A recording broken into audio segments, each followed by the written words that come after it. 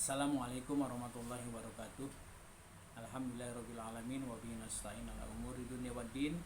Wassalatu wassalamu ala asrofil anbiya wal mursalin wa ala alihi washabihi ajmain, amma ba'du. Anak-anakku kelas 8 MTS Nurul Falah Arman. Kembali kita mengikuti PJJ mata pelajaran akidah akhlak. Ya, kita masih melanjutkan bab yang kemarin tentang akhlak yang tercela, arak yang baik, atau disebut dengan akhlakul karimah atau akhlakul mahmudah. Ya, saya hanya pesan jaga kesehatan kalian semua, ya, tetap semangat untuk belajar walaupun dalam keadaan PJJ, belajar jarak jauh, tapi harus kita lebih semangat ya untuk mengikuti pelajaran-pelajaran yang memang sudah kewajiban kita sebagai pelajar. Baik, saya lanjutkan kemarin tentang berbuat baik, berprasangka baik atau husnuzon. Sekarang kita membahas tentang tawadu. Tawadu adalah salah satu contoh akhlak yang baik. Pengertian dari tawadu itu sendiri adalah sikap seorang yang senantiasa merendahkan diri dalam hatinya di hadapan Allah Subhanahu wa taala. Orang yang tawadu selalu bersikap rendah diri di hadapan Allah Subhanahu wa taala. Salah satu firman Allah dalam surat Al-Mu'min ayat 67. A'udzubillahi minasyaitonirrajim. A'udzubillahi minasyaitonirrajim. Walladzi khalaqakum min turabin summa min nutfatin summa min 'alaqatin summa yuhrijukum tifla. Dan dialah yang menciptakan dari tanah, kemudian dari tetes air mani, lalu segumpal darah, kemudian kamu dilahirkan sebagai seorang anak. Ini adalah salah satu perintah tentang tawadu. Kita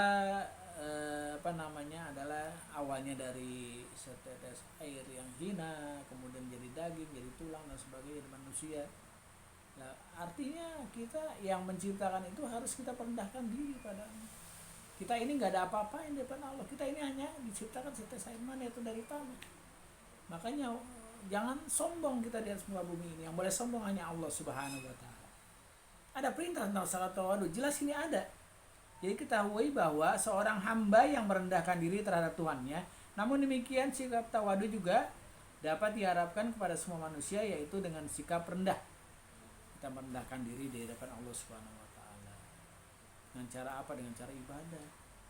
Ibadah yang rajin, dengan hati yang tulus, dengan hati yang ikhlas, niat. Makanya semua perbuatan diawali dengan niat. Niat itu kepada siapa? Niat dalam hati kita kepada Allah Subhanahu wa taala, agar taqarrub ilallah, mendekatkan diri kita kepada Allah Subhanahu wa taala. Jadi selain tawadu pada Allah dan orang lain, kita juga diperintah tawadu kepada orang tua kita. Kita harus lakukan didasari rasa cinta kasih, harapan kita supaya orang tua ridho kepada kita.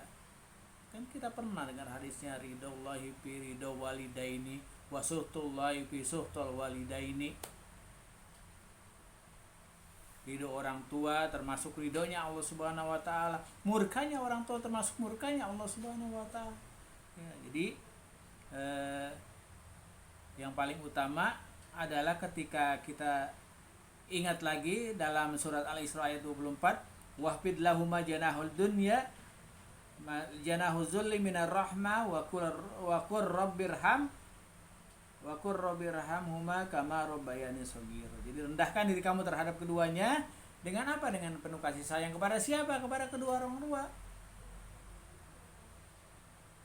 Karena mereka berdua yang telah mendidik kita, kama rabbayani shaghira, semenjak kita kecil. Jadi dalam melakukan suatu kebaikan selalu saja ada halangan yang mengiringinya, demikian pula dengan sikap tawadu. Bukan hal yang mudah, dibutuhkan pembiasaan, kesabaran, keuletan untuk menjalaninya. Banyak sekali sebenarnya bentuk tawadu. Misalnya menyebarkan senyum, sapa, salam. Karena itu dianjurkan di setiap sekolah, pasti saya yakin. Sebarkan senyum, sapa, kemudian salam. Menyayangi pihak yang lebih muda. Adik kamu sayangi. Orang yang lebih muda kamu sayangi. Menghormati orang yang lebih tua. Senantiasa memberi contoh yang baik. Buat siapa? Buat keluarga, buat orang lain, buat masyarakat, buat lingkungan sekolah, ya. Menyantuni orang-orang yang lemah, mengembangkan sikap saling tolong menolong dan juga toleransi. Kita berbeda agama dengan orang lain, dengan teman kita juga menghormati. Ya, asal kamu jangan kamu goyang akidahnya. Artinya ikut-ikutan dengan agama teman kita, ya jangan tuh, nggak boleh. Tapi menghormati memang ada dalam surat Al-Kafirun juga diajarkan. Qul ya ayyuhal kafirun la a'budu ma ta'budun wa la antum a'buduna ma a'budu wa la ana a'budu ma abatum wa la antum a'buduna ma a'bud lakum dinukum waliyadin. Yang paling utama tuh ayat lakum dinukum waliyadin. Dampak positifnya apa kita berperilaku tawadu? Ya adanya rasa hormat yang dimiliki orang lain terhadap diri kita, memperkuat ukhuwah Islamiyah, menimbulkan simpati, mengangkat derajat diri di hadapan Allah Subhanahu wa taala. Kemudian juga bagaimana membiasakan diri kita punya sikap tawadu, senantiasa bersabar menghadapi cobaan-cobaan, mengusahakan diri untuk menghindari riya. Hendaklah kita sadar akan kejadian manusia. Jadi manusia awal kita ciptakan dari apa, kita itu menjadi apa, lama-lama kita juga jadi apa, ada di tanah juga, dikuburkan di tanah. Nggak ada orang yang menolong kamu ketika kamu ada dalam kubur. Ya seperti itu, harusnya kita menyadari bahwa kita ini tidak ada apa-apanya di hadapan Allah Subhanahu wa taala yang menciptakan kita. Iya, sama ketika kita menciptakan sesuatu, kita menciptakan komputer secanggih apapun, kan kita sebagai menciptakannya, kalau kita misalnya kesel kita banting aja, kita buang aja, kan beres begitu. Ya sama Allah Subhanahu wa taala juga bisa. Kita diciptakan oleh Allah. Kalau kita udah ditakdirkan untuk mati, untuk meninggal, ya kapan saja Allah akan cabut nyawa kamu. Ya, kontrak kamu habis sudah di dunia. Ya itu seperti itu. Makanya kita harus banyak-banyak tawadhu, ya, merendahkan diri kita. Dan untuk selanjutnya bab-bab yang lain kita akan lanjutkan minggu depan. Semoga ya materi yang sedikit ini nanti insya Allah akan bermanfaat buat kalian semua, dan terus mengikuti pelajaran ya, jarak jauh ya, semua materi, bukan hanya pelajaran saya saja ya Aqeedah Al-Akhlaq dan RSKI, tapi pelajaran-pelajaran yang lain juga ikuti. Dan saya juga yakin insya Allah kalau kamu terus mengikuti pelajaran ini, walaupun tidak dengan tatap muka, nilainya juga akan bagus dan hasilnya.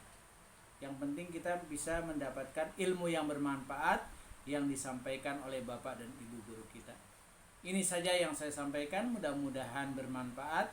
Mudah-mudahan kalian tetap semangat belajarnya. Mudah-mudahan kalian tetap menjaga kesehatan dan tetap mematuhi protokol kesehatan. Billahi taufiq wal hidayah. Assalamualaikum warahmatullahi wabarakatuh.